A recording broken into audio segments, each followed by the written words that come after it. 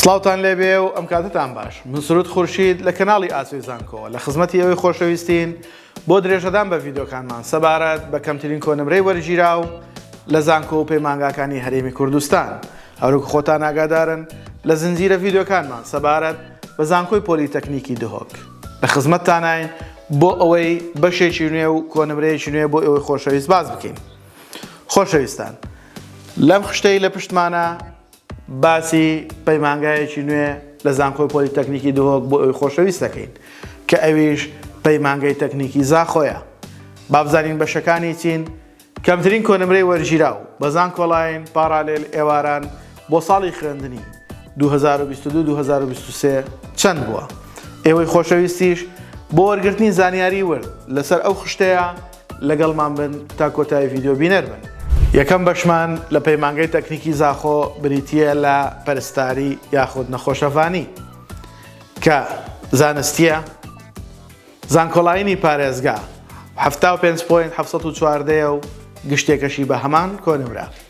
پارالێلی پارێزگا 71.714 و گشتێکی 75.714.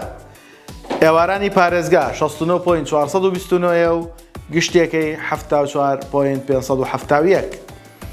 بەشی تەکنەلۆژیای تاقیگەی نۆژداری کە تا ڕادەیەک هەمان بابەتی شیکاری نەخۆشیەکانە. 73.008 زانکۆڵاینی پارێزگا و گشتێکەیەتی. پارالێلی پارێزگا 69.3 و گشتێکی 73.7. ئێوارانی پارێزگا 67.489 و گشتێکی 69.7. بەشی پترۆل لە پەیمانگای تەکنیکی زاخۆ لە قیزانستی وەرەگرێت 62.961 کەمترین کۆنمرەی وەرگیراوە بۆ زانکۆڵاین بە پارێزگا و بە گشتی.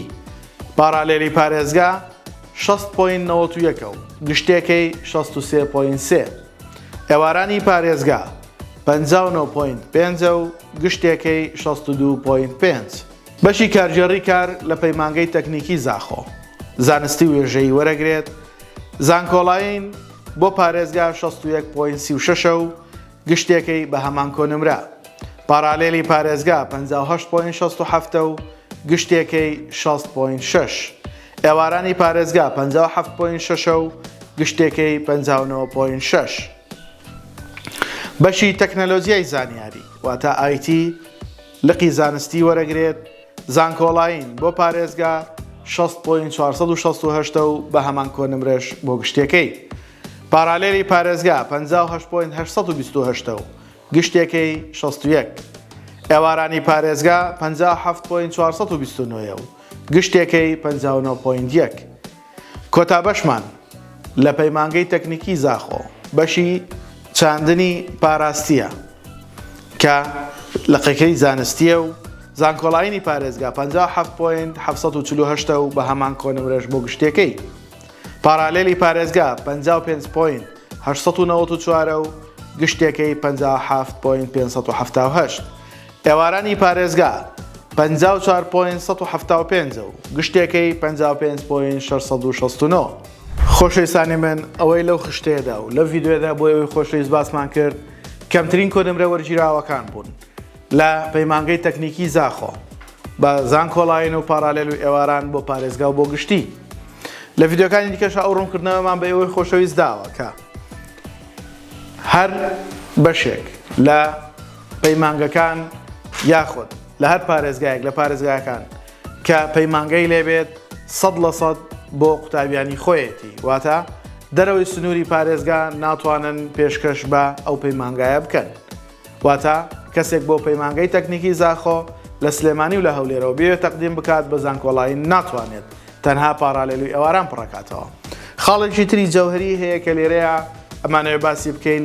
ئەبینین لەو خاڵەیە یەکێک لە کۆنمرەکان لە 55 کەمترە.